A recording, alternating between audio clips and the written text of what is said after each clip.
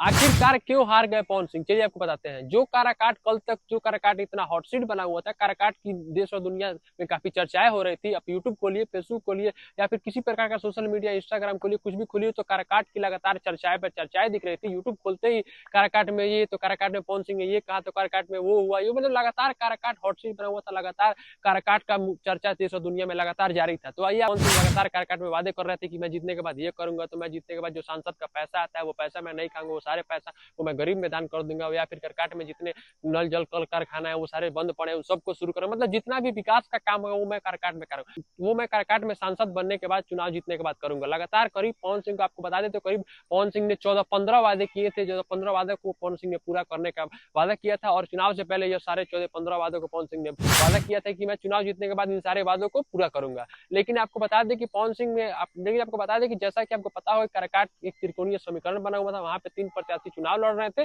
और तीनों प्रत्याशी एक दूसरे के ऊपर दमदार थे। लेकिन मुझे भी यह पता था, मेरे भी यह आशंकाएं थी कि आखिरकार काराकाट में अगर पवन सिंह और उपेंद्र कुशवाहा आपस में लड़ेंगे, और इसमें बाजी विपक्षी पार्टी जो है, विपक्षी दल के जो नेता है वो मारेंगे। आखिरकार देखिए, तो आखिरकार वही हुआ। और काराकाट में आपको बता दें तो पवन सिंह लड़े और उपेंद्र कुशवाहा आपस में लड़े। पवन सिंह ने बीजेपी का वोट काटा, पवन सिंह ने उपेंद्र कुशवाहा को हराने में कोई कसर नहीं छोड़ी, और उपेंद्र कुशवाहा अंततः उपेंद्र कुशवाहा हार जाते हैं। और देखिए, आप तो आपको विपक्षी पार्टी आपको बताया, तो विपक्षी पार्टी जो कि राजा राम, जो विपक्षी पार्टी से कैंडिडेट थे, जो सीपीएम से, वो अच्छी वोटों से बाजी मार देते हैं, क्योंकि इन दोनों के बीच त्रिकोणीय समीकरण, इन तीनों कैंडिडेटों के बीच त्रिकोणीय समीकरण था, और इन तीनों के बीच कांटे की टक्कर थी।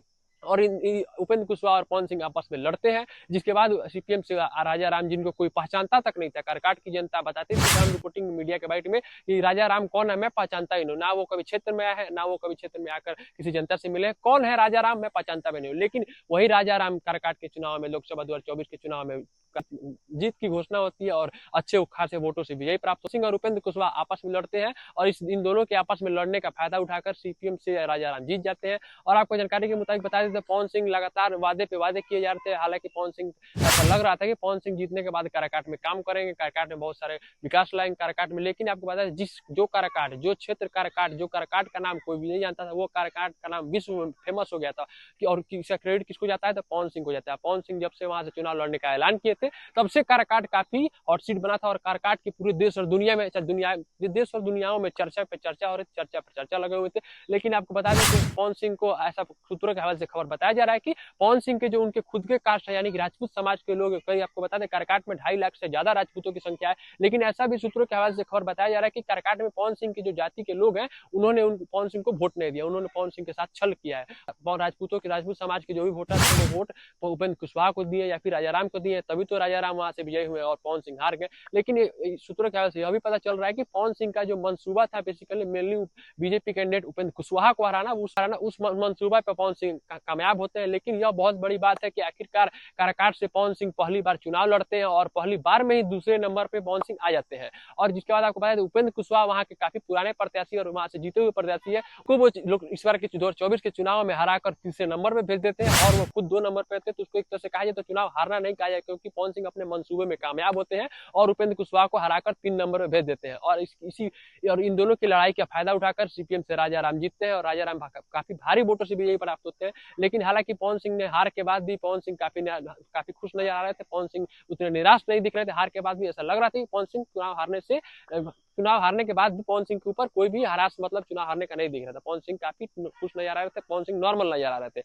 और आपको बता दें तो पवन सिंह को चुनाव हारने का ऐसा लग रहा था देख के कि चुनाव हारने का पवन सिंह को कोई गम नहीं। पवन सिंह ने यह बात कहा भी कि मुझे पहली बार मैंने काराकाट से चुनाव लड़ा, और मुझे जनता का इतना प्यार मिला, समर्थन मिला, जन समर्थन मिला। लेकिन हालांकि जब पवन सिंह के आखिरी दिन चुनाव प्रचार में जब खेसारी लाल आते हैं, तो लाखों लाखों की भीड़, इतने कड़ी धूप में समर्थक का लाखों लाखों की भीड़ में पहुंचते हैं। तो इसका मतलब सीधे सीधे यही निकलता है कि जो भी भीड़ में उतने लोग पवन सिंह के समर्थन में पवन सिंह को देखने आते हैं, खेसारी लाल को देखने आते हैं, इसका मतलब उसमें से आधे से ज्यादा लोग पवन सिंह को वोट देने नहीं, बल्कि पवन सिंह और खेसारी लाल को चेहरा देखने। और उसमें बहुत ही दूसरे पार्टी के भी लोग आते हैं। इसमें सीधे सीधे साफ जाहिर होता है कि पवन सिंह को देखने वो लोग पवन सिंह को वोट देने नहीं, इसमें आधा से ज्यादा लोग पवन सिंह को चेहरे को देखने आए थे, खेसारी लाल के चेहरे को देखने। और जितने लोग उस रैली में, उस जन समर्थन में मौजूद थे, अगर वो लोग पवन सिंह को वाकई में अगर वोट करते तो पवन सिंह इस बार हो सकता था 2 नंबर पे न आके काराकाट से विजयी होते हैं। और क्या लगता है कि काराकाट में किस कारण से पवन सिंह हार गए, क्या हुआ कि पवन सिंह को काराकाट से इस बार हार का सामना करना पड़ा पवन सिंह। लेकिन हालांकि कुछ भी कह लीजिए, इस बार काराकाट में कांटे की टक्कर थी और पवन सिंह को कोई खराब वोट नहीं आया है। पवन सिंह फर्स्ट बार चुनाव लड़ते हैं और दूसरे स्थान पे आते हैं, तो इसको हार नहीं कहा जाएगा।